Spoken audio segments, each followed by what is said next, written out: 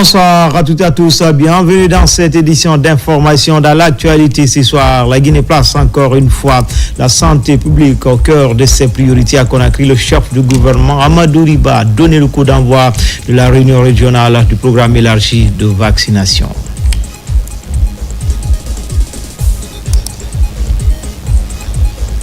Et puis le gouvernement guinéen, à travers le ministère des Sports, met des véhicules à la disposition des inspecteurs des transports des 8 régions administratives du pays. C'est pour renforcer leur capacité opérationnelle. Enfin, à la demande des autorités sportives, une équipe de la CAF a effectué récemment une visite technique pour évaluer les travaux du stade de Nongo du 28 septembre et du terrain d'entraînement de Nongo également. Voilà pour le sommaire. Encore une fois, bonsoir à tous. Tout d'abord, tenue du forum régional de la jeunesse de Farana sous le thème « Une jeunesse, une vision » unie derrière le président Mamadi Doumbouya, une plateforme qui œuvre pour la promotion du civisme et surtout le leadership des jeunes en faveur du développement local et national. C'est le président du Conseil national de la transition qui a présidé la cérémonie. Ibrahima Oulem Fofana, Silati Kourouma. Elle constitue la première force de transformation économique, sociale, d'innovation et de progrès sur toutes les sphères de l'administration. Combien de jeunes sont ici aujourd'hui? Nous disons que c'est le pouvoir des jeunes. Par les jeunes et pour les jeunes. Tout le reste doit vous accompagner. Mais c'est à vous de prendre le premier pas. Plus de 250 jeunes prennent part à ce cadre d'échange, de formation, de planification stratégique afin de renforcer l'unité d'action de la jeunesse de Farana autour des valeurs de civisme, de paix, de leadership et de responsabilité communautaire. Les plus grands changements de l'histoire ont été portés par des jeunes de notre âge. L'indépendance des jeunes. C'est pourquoi je vous demanderai d'applaudir chaleureusement pour le premier président de la Guinée, feu camarade Ahmed Sékou. Les révolutions technologiques les plus audacieuses des jeunes. Les plus grands mouvements culturels, économiques et sportifs. Encore vous les jeunes. Alors, pourquoi pas vous? Et maintenant? Les organisateurs entendent mettre en place un mécanisme de coordination régionale pour le suivi des actions post-forum. Ils vont également identifier des jeunes ambassadeurs pour jouer le leadership. Au terme de la rencontre, un satisfecit de reconnaissance est décerné au président du CNT, Dr Dansa Kourouma, pour son appui au réseau des jeunes de Farana. Comme annoncé dans les titres, la Guinée place encore une fois la santé publique au cœur de ses priorités à Conakry. Le chef du gouvernement Amadou Riba a donné le coup d'envoi de la réunion régionale du programme élargi de vaccination. La rencontre regroupe 16 pays de l'Afrique de l'Ouest ainsi que l'Algérie, un rendez-vous capital pour une souveraineté vaccinale et une amélioration des performances en matière de couverture vaccinale. Hadi Kamara, Kabasouma, Alma Mousman Kobelikita. Le gouvernement guinéen continue de montrer son engagement en faveur de la santé publique. C'est pourquoi Conakry accueille une rencontre sous-régionale de haut niveau consacrée à la vaccination en Afrique. Un cadre d'échange qui va renforcer la prévention et soutenir les programmes de santé prioritaires. Grâce aux efforts conjoints des gouvernements et des partenaires, des millions d'enfants africains ont été protégés contre les maladies graves, parfois mortelles. En Guinée, les progrès réalisés ces dernières années témoignent de la résilience et de l'engagement de notre pays. Le retour à l'initiative pour l'indépendance vaccinale garantissant la disponibilité continue des vaccins essentiels. La progression historique de la couverture vaccinale passant de 47% à 63% selon l'enquête menée par l'OMS et l'UNICEF. L'introduction pilote du vaccin contre le paludisme avec une couverture de 93% sur la cible initiale. La mise en œuvre pionnière de la co-administration des vaccins polio validée par l'OMS et l'UNICEF dans 100% des districts. Malgré les défis, notamment l'incendie tragique du 21 juin 2025 qui a détruit une grande partie de la chaîne du froid et des stocks vaccinaux, la Guinée a su réagir avec efficacité. Grâce à l'appui du gouvernement et des partenaires, les vaccins sont en cours de remplacement et la base logistique a été rapidement reconstruite. Nous sommes ici pour écouter, apprendre et agir ensemble. Nous n'attendons pas que les systèmes soient parfaits, nous les construisons en avançant. Ces experts de santé venus de plusieurs pays africains examinent déjà l'état d'avancement des programmes élargis de vaccination de la sous-région. Ils vont également partager les expériences et évaluer les progrès réalisés ces dernières années. La vaccination est un programme, certes, mais c'est un terrain et un espace où nous pouvons démontrer que l'intégration régionale a un sens concret. C'est un domaine où une dose administrée au bon moment peut sauver une vie, stabiliser une communauté, une sous-région et renforcer le vivre ensemble à l'échelle sous-régionale. Cette réunion est l'occasion de réaffirmer notre ambition collective, à savoir garantir à chaque enfant, chaque adolescent et chaque adulte un accès équitable à des vaccins sûrs, efficaces et abordables. Cela exige de nous une gouvernance renforcée, une redevabilité accrue et une capacité d'adaptation face aux crises sanitaires, aux conflits, aux défis climatiques et aux contraintes de financement. Les travaux offrent un espace permettant de bâtir des stratégies innovantes en vue d'améliorer l'accès aux services de vaccination en harmonisant les approches et définir les priorités communes. Votre présence ici traduit la solidarité africaine qui est de plus en plus très agissante malgré parfois ce qu'on entend, mais dans les faits, cette solidarité, ce panafricanisme est en train d'évoluer sur des sujets concrets qui concernent effectivement les Africains et les Africaines et surtout les enfants. Je dois dire que nous nous félicitons des avancées dans la vaccination en Guinée. En une année, 16% de progression.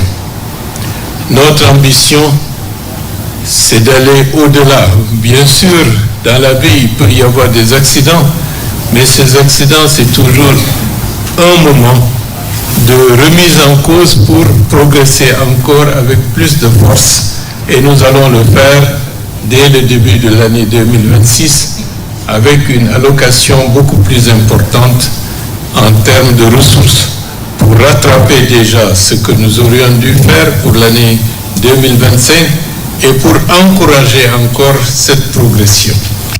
Ici, la Guinée confirme son rôle moteur dans la coopération sanitaire en Afrique de l'Ouest, ce qui illustre la vision du chef de l'État, le président de la République, Mamadi Doumbouya, faire de la vaccination une priorité nationale pour protéger les populations et renforcer durablement le système de santé.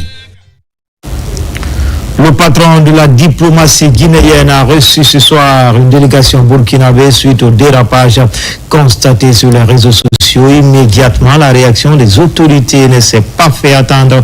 Le Haut Conseil de Burkinabé a condamné fermement ces comportements regrettables. Makime Donzo, Moussa Bangoura. Dans une vidéo devenue virale sur les réseaux sociaux, on voit un groupe de jeunes se réclamant originaires du Burkina Faso tenir des propos d'une grande gravité. Dans les minutes qui ont suivi, le Haut Conseil des Burkinabés en Guinée a rédigé un communiqué pour exprimer sa désapprobation et se démarquer des agissements de ces individus. Dans le même élan, une délégation officielle est reçue par le ministre des Affaires étrangères, Dr Mourisanda Kouyaté, au nom des plus hautes autorités burkinabées pour apaiser la situation. Aujourd'hui, nous parlons au nom du capitaine Ibrahim Traoré, le président du Faso, chef de l'État, et de notre ministre des Affaires étrangères. Avec le comité des sages, avec le Haut Conseil de Burkinabé de l'étranger, nous allons conjuguer les efforts pour rapidement pouvoir circonscrire et désormais contrôler la communication au niveau de nos compatriotes. Nous avons été reçus par son Excellence, Monsieur le ministre des Affaires étrangères de la République de Guinée, et dans le sens de venir nous exprimer sur la situation qui prévaut en Haute-Guinée, faisant suite aux images désastreuses et outrageantes qui ont été tenues, aux propos qui ont été tenus par une personne se prévalant d'être burkinabé. Aujourd'hui, nous venons réitérer et réaffirmer notre disponibilité au ministre des Affaires étrangères et aussi être à son écoute dans le sens d'aller vers un apaisement. Du côté burkinabé, des enquêtes sont en cours pour l'identification de cet individu. Des enquêtes, mais aussi des mesures judiciaires. Conformément au texte en vigueur, conformément à nos lois, s'il est identifié, il fera face à la justice, il fera face à la rigueur de la loi. Voilà, il a tenu des propos outrageants. Nous sommes dans une tradition où nous considérons que la terre appartient à nos ancêtres. Un jour, nous irons tous, nous repartirons à la terre. Donc, qu'elle soit guinéenne, qu'elle soit burkinabé, la terre est sacrée pour nous. La terre est sacrée pour nous.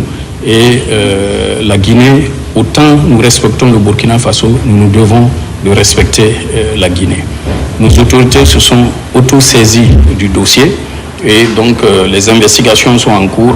Le chef de la diplomatie guinéenne, Dr Morissanda Kouyaté, a écouté le message du président et du ministre des Affaires étrangères burkinabé délivré par le consul.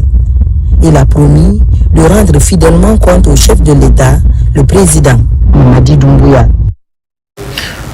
Porter la Guinée vers le rang des nations industrialisées émergentes d'ici 2024, c'est l'ambition affirmée du président Mamadi Doumbouya à travers le programme de développement socio-économique et responsable Simandou 2040.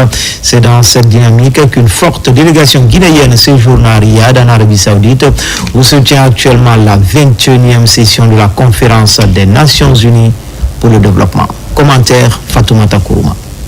Faire de la République de Guinée un pays industrialisé et émergent à l'horizon 2040, telle est l'ambition affirmée du président Mamadi Doumbouya à travers le programme de développement socio-économique et responsable Simandou 2040. Ainsi, à Riyad, la capitale saoudienne, la Guinée poursuit sa marche résolue vers l'industrialisation. Conduite par le ministre du Plan et de la Coopération internationale, la délégation guinéenne participe à la 21e session de la conférence de l'Organisation des Nations Unies pour le développement industriel, ONUDI. Un rendez-vous stratégique pour les nations engagées dans la transformation structurelle de leurs économies. En marge des travaux, la Guinée s'est une nouvelle fois distinguée. Le ministre guinéen du Plan et de la Coopération internationale a été reçu par son homologue saoudien pour la signature d'un protocole d'accord de partenariat général. Cet accord vise à renforcer la collaboration entre les deux pays, notamment dans la planification économique, la formation de cadres et le développement institutionnel, en parfaite cohérence avec l'initiative Simandou Academy, destinée à renforcer le capital humain guinéen. Cette signature majeure s'inscrit dans la dynamique impulsée par la visite du président Mamadi Doumbouya à Riyad il y a quelques années. Une visite au cours de laquelle le prince héritier de l'Arabie Saoudite avait donné instruction à ses équipes de raffermir davantage les relations avec la Guinée. Aujourd'hui, ces engagements se matérialisent par des actions concrètes et une coopération renforcée. Lors des échanges bilatéraux, un moment fort a particulièrement retenu l'attention. Le ministre saoudien de l'économie et de la planification a salué la structure et l'ambition des 5 piliers du programme Simandou 2040, allant jusqu'à les assimiler aux 5 piliers de l'islam. Une comparaison hautement symbolique qui témoigne de la profondeur du respect qu'inspire la vision guinéenne. La coopération entre Conakry et Riyad ne cesse de se consolider. Les autorités saoudiennes ont salué les avancées de la Guinée, notamment sa notation B+, symbole d'un retour de confiance des institutions financières internationales. La convergence des visions est frappante. Vision 2030 pour l'Arabie Saoudite, Simandou 2040 pour la Guinée. 2 trajectoires ambitieuses portés par des dirigeants déterminés où le développement durable, l'industrialisation et la valorisation du capital humain sont des priorités communes. La rencontre entre les 2 ministres s'est soldée par un échange de présents dans une ambiance de parfaite cordialité. Au Convention Center du Ritz-Carlton de Riyad, la délégation guinéenne a pris part à la cérémonie d'ouverture de la conférence de l'ONU-DI. Un moment fort où les défis de l'industrialisation mondiale ont été au centre des échanges, avec un focus particulier sur l'Afrique comme nouveau pôle de croissance. Autre étape essentielle, la rencontre avec la Banque arabe pour le développement économique en Afrique, partenaire historique de la Guinée dans les secteurs des infrastructures, de l'énergie, de l'agriculture et du développement social. On est vraiment content de notre partenariat avec Badia. Notre coopération avec Badia est au beau fixe. Nous voulons vraiment, au-delà de ce qui est, mais aussi augmenter la participation de Badia avec le nouveau plan de développement qui est composé de 122 méga-projets, mais aussi 36 réformes que nous devons faire pour les 15 prochaines années. Nous voulons faire maintenant un partenariat global avec la coordination des fonds arabes. Donc, avec le plan de développement, nous souhaiterons proposer ça à la coordination des fonds arabes à Vienne l'année prochaine, Inch'Allah, avec la coordination des fonds arabes. On est tombé d'accord qu'ils vont faire un package global pour l'accompagnement de la Guinée. Les discussions ont également porté sur l'intensification des appuis dans les secteurs prioritaires, notamment les infrastructures, l'agriculture, l'énergie et les projets sociaux. En tout cas, nous, à la Badia, on est très ravis de recevoir Monsieur le ministre et la délégation qui l'accompagne.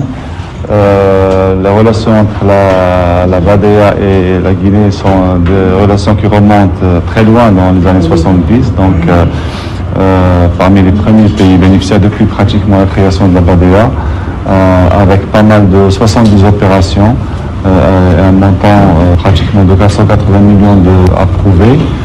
Les relations sont au beau fixe. Je pense que les équipes travaillent de manière acharnée pour essayer d'exécuter, de réaliser des projets.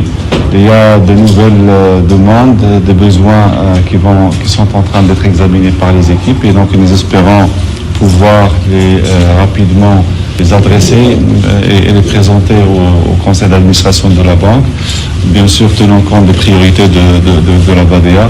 En tout cas, la Badia est très disposée à accompagner la République de Guinée dans la réalisation de ces projets de développement, de ces réformes qui certainement vont avoir un impact très positif sur l'économie du pays et sur la population locale. La délégation a ensuite été reçue au siège du Fonds saoudien pour le développement. Le ministre a officiellement annoncé que le document complet du programme Simandou 2040 était fin prêt. Il a rappelé les nombreux projets déjà engagés et les perspectives d'expansion dans d'autres secteurs stratégiques. Les responsables saoudiens ont salué les progrès rapides et la stabilité retrouvée de la Guinée. Aujourd'hui, avec le président du Fonds saoudien, nous allons parler de l'hôpital mère enfant de Koya, qui est l'une des priorités essentielles de la vision du chef de l'État dans le cadre du programme Simandou 2040. Donc, nous avons rassuré déjà que les papiers ont été reçus. Donc, le consultant doit être recruté les jours à venir pour préparer le dossier d'appel d'offres et commencer les travaux de cette construction de l'hôpital mère enfant de 113 millions de dollars. Au-delà de ça aussi, le Fonds saoudien s'est engagé pour faire le cofinancement avec la Badia pour le EDRI 2. EDRI 2, donc ils vont nous revenir très rapidement pour concrétiser ce programme intégré de l'agriculture. Mais au-delà de ça aussi, le Fonds saoudien accompagne la Guinée dans le cadre de l'adduction de l'eau potable, dans le cadre du 5e projet du budget saoudien qui est déjà en phase dans le pays. Donc il a transmis ses salutations les plus chaleureuses à notre leader, son Excellence le président Mamadi Doumbouya, qui lui-même il a rencontré en Guinée lors de son passage à Conakry. Un dîner gala offert par le ministre saoudien des Industries a réuni les participants de la conférence. Un moment propice pour le ministre guinéen qui a mis l'occasion à profit pour échanger avec de grands investisseurs et renforcer le plaidoyer pour une Guinée moderne, attractive et ouverte au partenariat. Riyad aura été une étape cruciale entre signature d'accords, rencontres de haut niveau et reconnaissance internationale. La Guinée confirme son retour triomphant sur la scène mondiale. Ainsi, le pays s'impose progressivement comme un acteur majeur de transformation industrielle. Une dynamique portée par la vision et la détermination du président Mamadi Doumbouya qui inscrit résolument la Guinée sur la voie de l'émergence. Dans l'ouest de l'actualité, justice, le procès du chauffeur Oumar Keïta poursuivi pour refus d'obtempérer, mise en danger de la vie d'autrui, s'est ouvert ce matin au tribunal de Dixine. Tout a commencé par un refus du chauffeur en provenance de Donka dans la nuit du 14 novembre dernier au niveau du checkpoint pont du 8 novembre. L'agent obligé de tirer sur les pneus pour immobiliser la voiture, occasionnant du coup la panique aux alentours. Compte rendu d'audience, Thierry Moussaba. Ministère public contre Oumar Keïta, chauffeur de son état d'une trentaine d'années, est accusé de vouloir échapper au contrôle au niveau d'un barrage situé au pont du 8 novembre. L'affaire survenue dans la nuit du 17 novembre 2025 a fait assez de bruit et créé de la panique dans la cité. Il a refusé non seulement de s'arrêter, mais il a foncé sous le barrage et il a continué allègrement son chemin. Il a fallu la hauteur de la Fégifoot pour qu'il soit rattrapé et pour que d'ailleurs qu'il puisse accepter de s'arrêter, il a fallu que l'agent tire sur les pneus du véhicule et finalement le véhicule n'a pu être immobilisé qu'au niveau de la Caisse nationale de la sécurité sociale. C'est pour cette raison justement, aujourd'hui il a comparu pour répondre des faits qui lui sont reprochés. Nous avons requis la peine de 2 ans d'emprisonnement ainsi qu'une peine d'amende. 2 avocats se sont constitués pour défendre les droits du prévenu. Maître Labilé Koné et compagnie rejettent les accusations du ministère public et justifient l'innocence du prévenu. Il lui était reproché d'avoir mis la vie d'autrui en danger, de s'être rébellé contre la loi et de refus d'égarer. Ce jeune qui conduit un véhicule qui n'est pas pour lui mais pour un patron était en déplacement avec ce patron-là. Arrivé au checkpoint, il s'est fait contrôler et c'est par après qu'on a tenté de lui faire contrôler une seconde fois et puisqu'il a vu l'arme, il nous a dit, il a pris panique, il s'est enfui. Mais de tout ce qu'on peut espérer ou savoir, c'est que dans de telles circonstances, ce que j'ai constaté, c'est que les agents qui étaient là n'ont pas été professionnels pour son arrêtement. Et ce qui a fait même que, vous l'avez appris certainement comme moi, il y a eu un panique en ville parce que ces coups de fusil-là ont alerté. Le dossier est mis en délibéré au 1er décembre prochain afin de donner suite judiciaire à cette affaire. La Guinée, à travers le ministère des Finances, a lancé cet après-midi un emprunt obligataire en vue de mobiliser l'épargne nationale dans le financement d'infrastructures de développement. L'opération est garantie et mise en œuvre par les banques dont Afriland qui assure le leadership. Le montant de 500 000 milliards est ciblé. Tchano Ousmane Diallo. Avec le lancement de l'emprunt obligataire 2025, le gouvernement guinéen entend mobiliser 1500 milliards de francs guinéens sur le marché national pour financer la mise en œuvre de projets destinés au bien-être des populations. Une opportunité d'investissement rentable offerte à tous les acteurs socio-économiques avec un taux d'intérêt annuel de 11% affranchi de toute taxe et impôt. L'appel public à l'épargne n'est pas seulement un mécanisme de financement. C'est une affirmation de souveraineté, un engagement envers la transparence, un partenariat actif avec nos banques, nos assurances, nos institutions de microfinance et autres. Et c'est un appel à la mobilisation de tous les Guinéens. Grâce à la vision stratégique du président de la République et aux efforts continus du gouvernement, l'économie guinéenne poursuit son amélioration avec des signes d'équilibre et de résilience remarquables. En tant qu'acteur du système financier, nous avons le devoir d'accompagner cette dynamique. Je prends ici solennellement l'engagement en notre nom à tous, savoir Afriland First Bank, Société Générale, Ecobank, BCI et toutes les autres banques et institutions partenaires que nous réussirons cette mobilisation et que nous créerons ensemble les conditions de succès de cette opération, Monsieur le ministre économique et des Finances. À partir de 5 millions de francs guinéens, tous les Guinéens résidents et de la diaspora, ainsi que toutes les entreprises publiques et privées peuvent souscrire à cet emprunt obligataire auprès de toutes les banques pour participer au développement du pays et bénéficier du taux d'intérêt particulièrement attractif dans un contexte économique où la Guinée affiche de beaux résultats et de belles perspectives. La Guinée est aujourd'hui engagée sur la voie de la modernisation financière et institutionnelle. Les réformes que nous mettons en œuvre avec rigueur visent à construire un secteur financier capable de soutenir de manière durable l'ambition de développement de notre nation.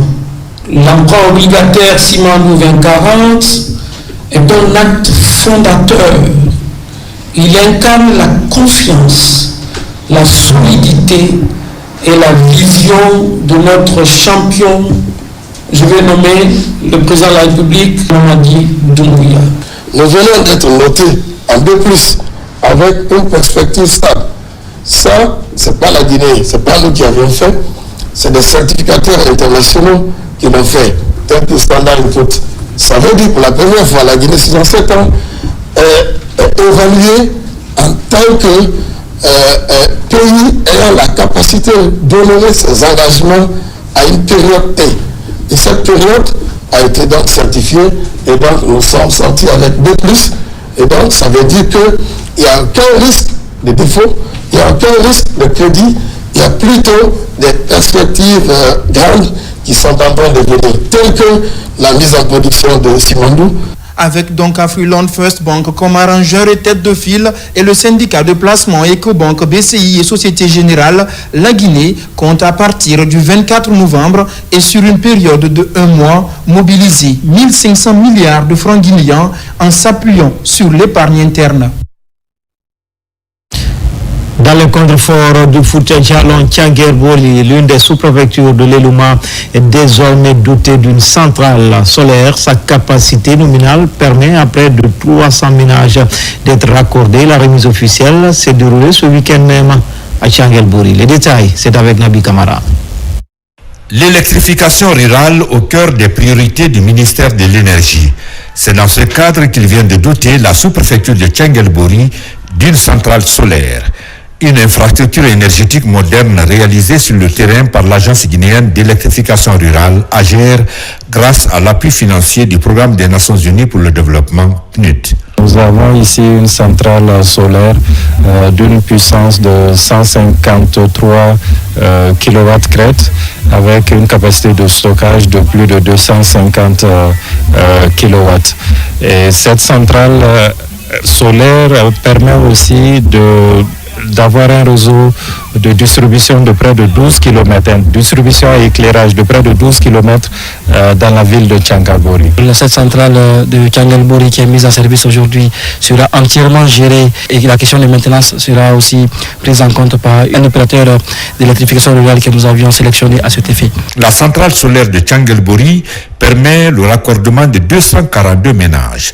Toute chose qui traduit l'engagement du gouvernement du président Mamadi Doumbouya à faciliter aux citoyens de cette sous-préfecture de l'Elouma l'accès à l'électricité propre pour améliorer leurs conditions de vie. La Guinée a prouvé par des projets comme celui-ci qu'elle sait livrer, qu'elle sait gérer et qu'elle sait avancer.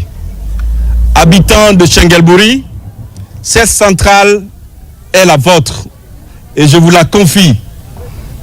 Prenez-en soin, valorisez-la, accompagnez-la. Ce bijou, nous l'entretiendrons comme cela se doit pour qu'elle soit réellement pérenne. Là, nous avons pris cet engagement devant Dieu et les hommes. La réalisation de la centrale solaire de Tianguer-Boli marque une avancée significative dans la mise en œuvre de la stratégie nationale d'électrification rurale en Guinée. Des stations d'épuration construites depuis bientôt 10 ans, mais jamais utilisées et pourtant nécessaires dans la chaîne d'assainissement de la capitale, sur le paradoxe que l'État guinéen, à travers le ministère de l'Hydraulique et des hydrocarbures en charge de l'assainissement, dit vouloir résoudre à Conakry. Mariam Kamara. Pour l'opérationnalisation effective de la chaîne d'assainissement, tous les maillons doivent être activés. Malheureusement, l'un des secteurs en défaillance reste celui des stations d'épurage et de pompage des eaux usées. un équipement essentiel pour l'assainissement de la capitale, mais qui reste à l'arrêt depuis plusieurs années.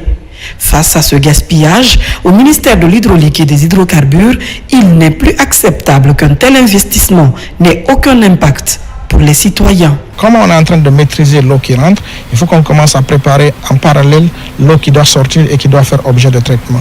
Et ce qu'il ne faut pas du tout ignorer, que l'eau rejetée à la nature sans traitement est source de maladies et de création d'autres conséquences dont on ne pourra pas maîtriser.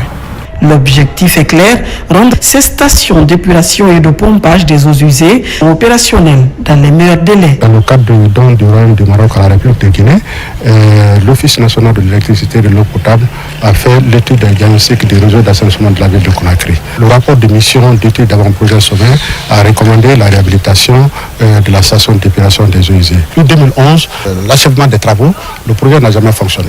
Les autorités affirment vouloir désormais mettre à contribution ces stations d'épuration et de pompage des eaux usées pour plus d'impact dans le secteur de l'assainissement et assurer une gestion optimale de ces installations au bénéfice de tous. Le gouvernement guinéen, à travers le ministère des Transports, met des véhicules à la disposition des inspecteurs des transports des 8 régions administratives du pays. C'est pour renforcer les capacités opérationnelles de ces commis de l'État afin de bien gérer les actions publiques au profit des populations. Abraham Christophe Conté. Le ministère des Transports est dans une dynamique de renforcer les interventions des services déconcentralisés sur le terrain.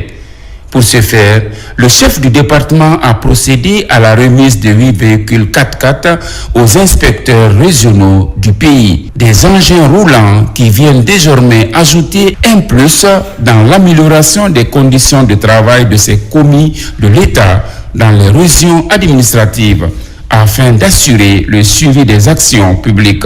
Notre ministère, dans cette logique de cohérence d'action gouvernementale, mais également dans le souci de favoriser un meilleur travail, des conditions de travail pour nos cadres qui sont à l'intérieur, a fourni ces différents véhicules et mis à disposition de tous nos inspecteurs régionaux des transports au nombre de 8, pour qu'eux, à leur tour, ils aient des facilités de travail. C'est désormais un ouf de soulagement pour les cadres bénéficiaires.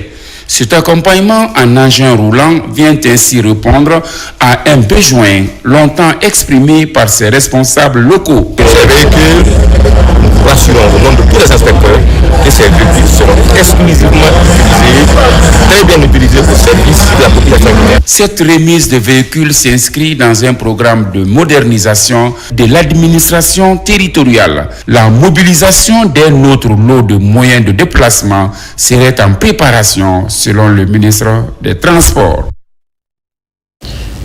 Direction Sérédou, une des communes rurales de Macenta pour les échos de la 2e session du conseil d'administration de l'Institut de recherche agronomique de Guinée, des travaux qui ont permis d'évaluer les acquis et dresser le tableau des défis à relever. Fodé Camara. Sous le pied du Mont Ziama, véritable réserve de biosphère, les membres statutaires du conseil d'administration de l'Institut de recherche agronomique de Guinée ont choisi les jardins du centre de recherche agronomique de Sérédou.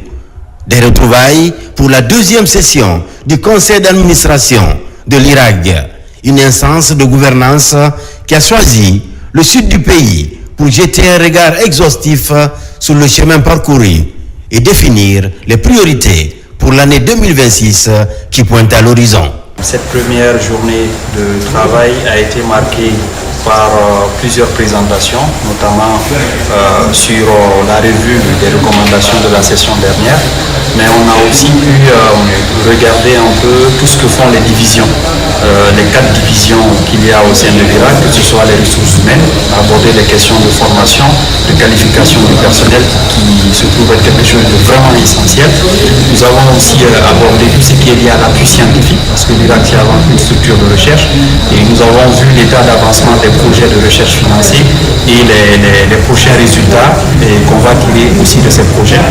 Nous avons eu autour de toutes les présentations des débats vraiment intéressants sur le plan scientifique et technique. Il s'agit du capital humain Quand tu parles de recherche, il faut parler de personnes bien formées, de techniciens bien formés, de la main-d'œuvre qualifiée. Autre chose qu'il faut mentionner, c'est l'ambition de ce conseil d'administration à collaborer avec l'Irak pour doter nos centres et stations de recherche des équipements de production agricole, des équipements de recherche comme le laboratoire de biotechnologie pour nous aider à aller vers la création variétale au regard du changement climatique. Pour mettre les chercheurs dans les meilleures conditions de travail, une vingtaine d'ordinateurs, des imprimantes et d'autres kits sont mis à la disposition des centres régionaux et des stations de recherche. La voix des paysans face à la presse, la structure décide d'accompagner la refondation. Ce choix s'explique par les efforts du gouvernement déployés dans le secteur agricole pour améliorer les conditions des acteurs du monde rural. Sekoussouma Khalidou Silla d'Alibakita.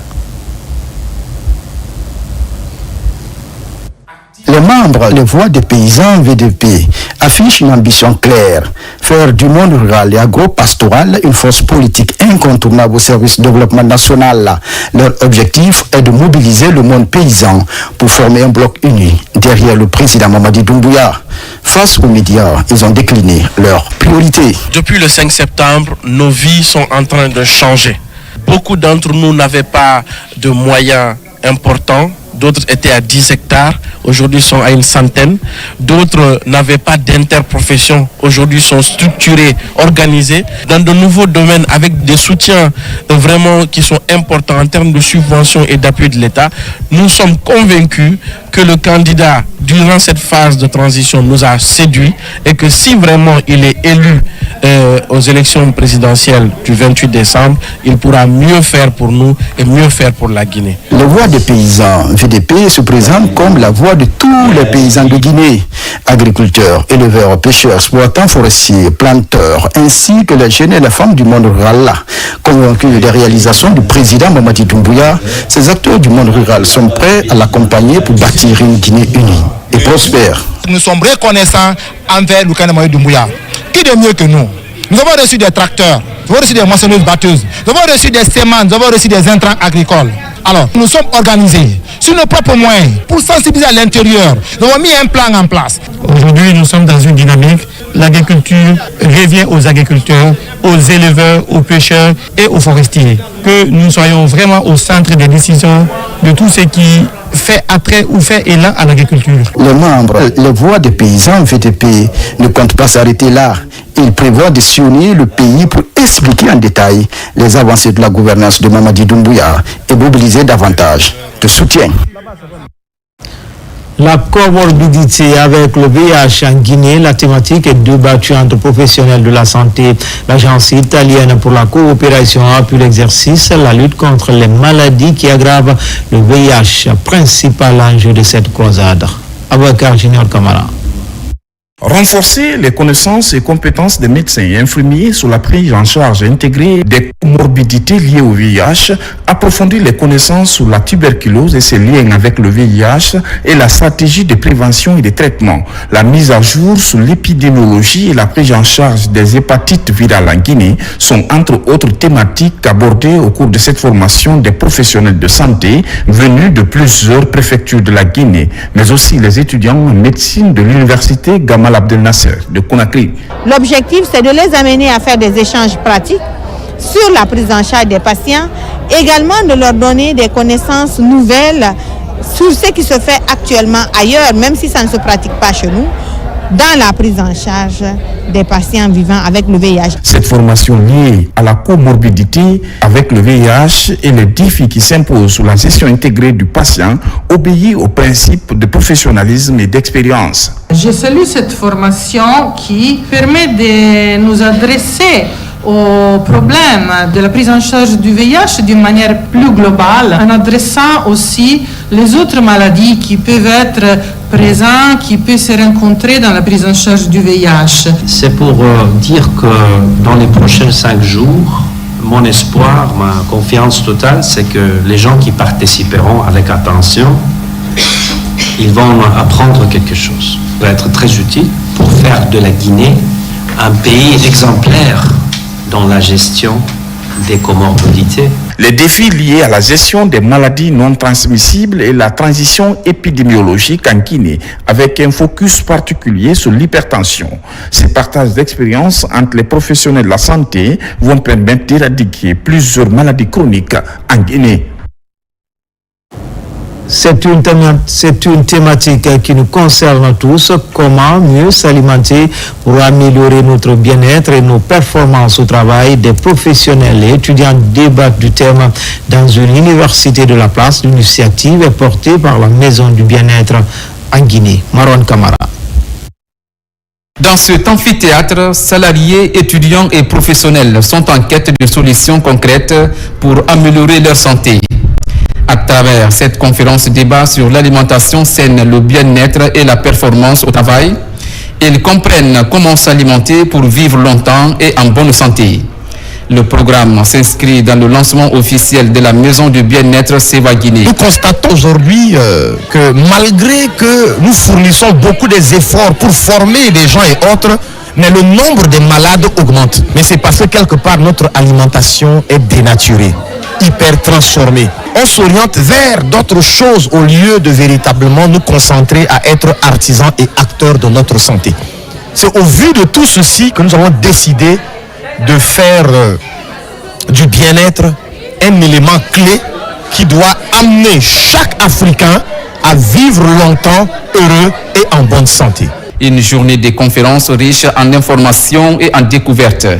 Elle a permis aux participants de découvrir les liens étroits entre alimentation et performance au travail. Cette journée a été autant enrichissante qu'inspirante pour moi. Ça a été une occasion pour moi encore d'apprendre plus sur l'alimentation et le bien-être humain. Les aliments, l'eau, ils constituent la base de la vie. Alors si nous ne prenons pas soin de notre alimentation, je pense que ça va être très très grave dans le futur. Parce que cela va affecter notre santé et cela peut conduire à la mort. À travers cette initiative, la Maison du bien-être compte sensibiliser plus largement le grand public et encourager des habitudes alimentaires plus saines pour tous. Elle annonce déjà une prochaine édition en faveur des entreprises et institutions, signe de son intérêt pour une société prospère et en bonne santé. Accélération de la digitalisation de l'administration à travers le budget programme 2026. L'Agence nationale de la digitalisation et de l'e-gouvernance compte gagner le pari. Des délégués des différents départements ministériels échangent sur les priorités nationales liées à cette démarche. Marie-Angélique Bangoura pour en savoir davantage. En clôturant cette rencontre dédiée à la digitalisation des services publics, l'Agence nationale de la digitalisation et de l'e-gouvernance, avec la Direction nationale des technologies de l'information et de l'économie numérique, réaffirme sa détermination à faire du numérique un levier central de performance administrative. Ces deux directions conjuguent leurs efforts pour accompagner l'administration publique dans la mise en œuvre du budget programme 2026 en mettant l'accent sur les priorités nationales. Les objectifs recherchés sont travailler sur un portefeuille consolidé des projets numériques de l'ensemble des ministères, mais aussi définir une feuille de route et enfin d'outiller les services de modernisation du système d'information sur la prioritisation de leurs projets, leur maturité et comment est-ce que nous comptons les mettre en œuvre. Le plus important, c'est d'élaborer un portefeuille de projets budgétisé avec des niveaux de maturité clairement identifiés qui vont permettre d'avoir une vision harmonisée, consolidée, mutualisée et ces projets qui vont être éligibles au niveau du budget programme. Cette rencontre a permis d'échanger et d'harmoniser les visions dans le but de définir les actions stratégiques qui guideront l'implémentation progressive des projets numériques. Grâce à un cadre collaboratif renforcé, les départements ministériels disposent désormais d'une feuille de route claire pour intégrer pleinement le digital dans leur programme. À travers cette conférence de digitalisation de l'Andé, ça vient à point nommé pour nous permettre d'avoir un système d'information fédéré pour la bonne collecte d'informations et pour une bonne prise de décision au niveau de la gestion de nos finances publiques. L'Agence nationale de la digitalisation et de l'e-gouvernance réaffirme son engagement à accompagner les départements ministériels afin de bâtir un écosystème public résolument tourné vers l'innovation et le service aux citoyens par le digital. C'est une initiative citoyenne pour appuyer les idéaux de la refondation. La structure est dénommée la Guinée-Malani qui s'active sur le terrain pour rehausser le nombre d'adhérents au projet de société du président Mamadi Doumbouya. Diarra Diallo, Morlaï Souma. En Guinée, le nombre des adhérents aux idéaux du CNRD continue de s'accroître pour accompagner le processus de développement durable enclenché depuis le 5 septembre 2021. En prélude de son congrès inaugural, cette structure citoyenne, la Guinée-Malani, a fait part de son engagement pour soutenir les acquis de développement. Le 17 mai 2025, la Guinée à Malani a fait une grande cérémonie au boulevard Tchédiangou, suite à une promesse que nous avons tenue aux autorités pour leur dire que le président Mamadi Doumbouya est notre fils. Nous l'avons adopté et pour montrer au monde, nous avons dit que nous allons, comme on le dit chez nous traditionnellement, le pain pour porter l'enfant au bout. Notre rôle, c'est d'achever l'œuvre que nous avons commencée. Et c'est pourquoi vous voyez toutes ces femmes aujourd'hui réunies, après un parcours pratiquement dans toutes les 13 communes, des antennes que nous avons mises en place, de Kassa jusqu'à Manéa. C'est une structure qui draine un nombre important de femmes guinéennes leaders. Aux côtés des hommes et des autorités locales, elles entendent mener des démarches citoyennes pour implanter leur antenne. C'est pour régulariser notre action. Ce qu'on a fait hier, ce qu'on a prouvé à l'ensemble des Guinéens, nous pouvons aujourd'hui finaliser cela et continuer notre chemin. C'est pour cela qu'on vous a mobilisé pour vous dire qu'on n'a pas encore croisé les bras. Nous suivons ce que nous avons commencé hier. La promotion de la bonne gouvernance démocratique en Guinée constitue une préoccupation majeure pour cette structure. Elle sera représentée un peu partout dans la capitale Conakry et environnant une fois que ces antennes seront déjà installées. À tout bout de champ, la Guinée-Malani est résolument déterminée à préserver les acquis de développement socio-économique du pays. À l'approche de la présidentielle du 28 décembre prochain, des initiatives se multiplient à l'intérieur du pays pour prôner la paix. À Kankan, un rendez-vous religieux est organisé par le CD d'Andia numéro 4 pour implorer la grâce divine. Toumani Sira Diallo, Djamoukaba. À la grande mosquée de Kankan, un rendez-vous religieux est organisé pour prôner la paix. À cette rencontre des fils du pays, autour du Saint-Coran, ils se donnent la main pour renforcer l'unité nationale. Parmi les bénédictions formulées, une élection présidentielle apaisée et la tranquillité sur toute l'étendue du territoire national. Qui dit élection présidentielle parle de campagne électorale et on veut éviter une campagne tumultueuse dans notre pays.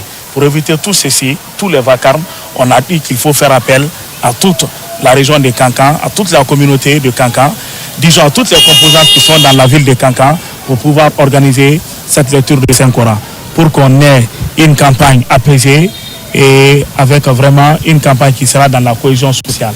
L'unité d'action pour une paix durable est l'un des objectifs pour saluer les réformes engagées par le chef de l'État Mamadi Doumbouya. L'émergence socio-économique de la République de Guinée, voilà le souhait du CD d'Andia numéro 4, engagé à promouvoir le vivre ensemble. Donc, on doit se donner la main pour promouvoir la paix et la cohabitation pacifique dans notre pays. La lutte contre les conflits pour que règne la stabilité au sein des communautés est notre souhait.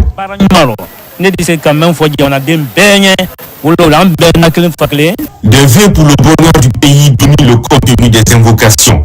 Cet autre rendez-vous organisé par ce groupe d'âge qui porte le flambeau de la Mamaya à Kankan est à perpétuer pour que règne la fraternité avant, pendant et après la présidentielle du 28 décembre 2025.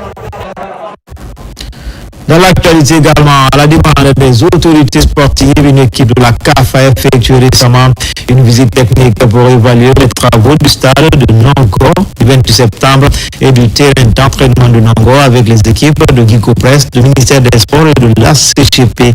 L'expert a échangé sur les points importants pour l'homologation du vieux stade en chantier depuis près de 2 ans. Koumara Moussa. C'est une visite aux allures d'inspection dans ces temples du football guinéen. Le stade du 28 septembre, longtemps symbole d'histoire et de ferveur populaire, doit se conformer à un ensemble d'exigences techniques modernes. Avec cet émissaire de la CAF, les points considérés comme prioritaires sont passés au pays fin. La mise aux normes des vestiaires, la conformité des installations électriques, la solidité des tribunes. À corriger, le tunnel qui mène à l'aire des jeux. Le feedback était très bon et il y a juste un vrai travail qui est en discussion, qui reste, c'est de permettre d'avoir un tunnel pour que les joueurs des deux équipes puissent sortir au milieu de sortir des deux côtés. Et ça, c'est un vrai travail qui est en discussion. Est-ce que nous allons le faire? Parce que le stade a été fait dans les années 60 et que les joueurs ont l'habitude de sortir des deux côtés. Et actuellement, la réglementation, c'est que les joueurs sortent au beau milieu du stade et les deux équipes côte à côte. Entre réunion technique et visite du chantier, les propos de l'émissaire CAF sont encourageants. Le chantier du stade du 28 septembre est exécuté à 90%. Aujourd'hui, quelle est notre référence? C'est le cahier des charges de la CAF. La CAF a émis un cahier des charges et notre devoir en tant que société, c'est de respecter tous les points de ce cahier de charges. Et donc quand il y a un de ces points où on n'est pas encore parfait, il est de notre devoir, bien entendu, de nous aligner sur les exigences de la CAF. Au stade de Langor, plus de 70% des travaux sont déjà réalisés. Les vestiaires, la tribune de presse, le parking, tout se transforme et s'adapte aux normes exigées. Les critères de la CAF de la Viva, ils sont dynamiques. Quand ils commencent aujourd'hui BCN, on voit que ça c'est pas statique. Donc ce qu'il a dit, ça peut être vrai, mais c'est pas incorrigeable. On va tous les corriger. C'est pas des choses qu'on ne peut pas corriger. C'est pas possible. À l'issue de cette visite demandée par les autorités sportives, le rapport de l'émissaire CAF sera déterminant. Lancement officiel du réseau des jeunes femmes leaders de Kindia, dénommé les Amazones de Kindia. La cérémonie s'est déroulée ce week-end dans le cadre de la promotion du leadership féminin et du renforcement de la participation citoyenne des jeunes femmes de la région. Fadala Baya Kamara, Mohamed Chérif Kamara. Le concept est nouveau. Il est dénommé les Amazones de Kindia. Son cheval de bataille, promouvoir le leadership féminin et renforcer la participation citoyenne des jeunes femmes de Kindia. C'est une action de l'ONG Ouvrir les horizons. Dans le passé, on a eu à former ces jeunes femmes.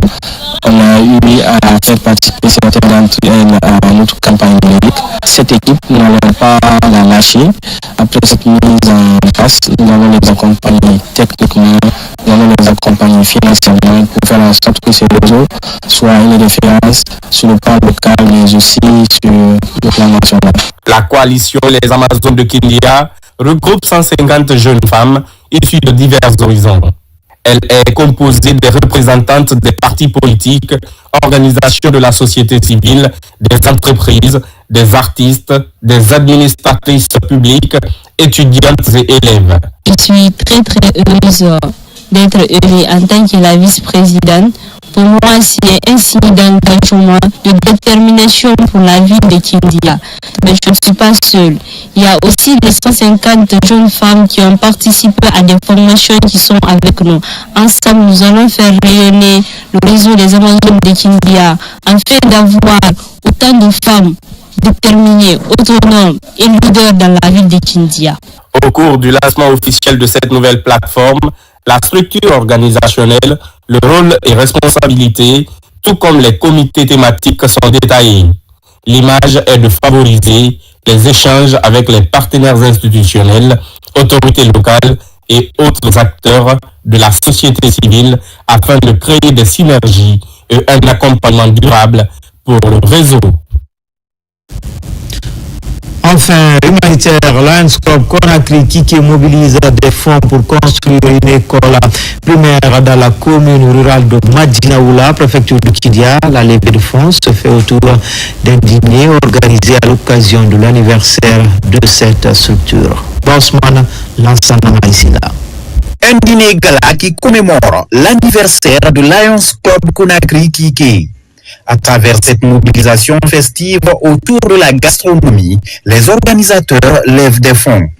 Ils sont destinés à la construction d'une école primaire de 6 classes, une direction et des latrines pour les communautés de Madinaoula dans la préfecture de Kindia. Franchement, ça nous a touché lorsqu'on a rencontré les parents de Madinaoula. Ils ont lancé un cri de cœur. Ils ont pleuré envers nous. Et aujourd'hui, notre objectif principal, c'est de les accompagner, de construire une école digne de nom où les enfants peuvent s'épanouir, peuvent se récréer et peuvent être fiers de leur sous-préfecture. Donc à peu près, nous avons besoin de $110 000 pour réaliser ce projet. Ce fut une belle cérémonie, une association caritative qui est là pour aider les personnes en besoin. C'était une première et tout, mais en tout cas, j'espère que ce ne sera pas la dernière. Cet anniversaire est une occasion pour Lions Club Conakry Kiki de raviver la flamme pour une année de service, de solidarité, d'impact et de réussite. Les défis de nos communautés sont nombreux. Précarité croissante, enjeux sanitaires, éducation, inclusion des jeunes, résilience économique. Au cours de la cérémonie, des prix de reconnaissance sont décernés à certaines personnes qui ont marqué le club par leur dévouement. Une mesure pour davantage galvaniser la nouvelle équipe qui met déjà la barre très haut. Et c'est ainsi que se termine ce journal. L'actualité se poursuit sur le www.rtgguinéen.info. À bientôt pour d'autres actualités sur la Guinée, notre paradis terre de richesse et d'innovation. Inch'Allah.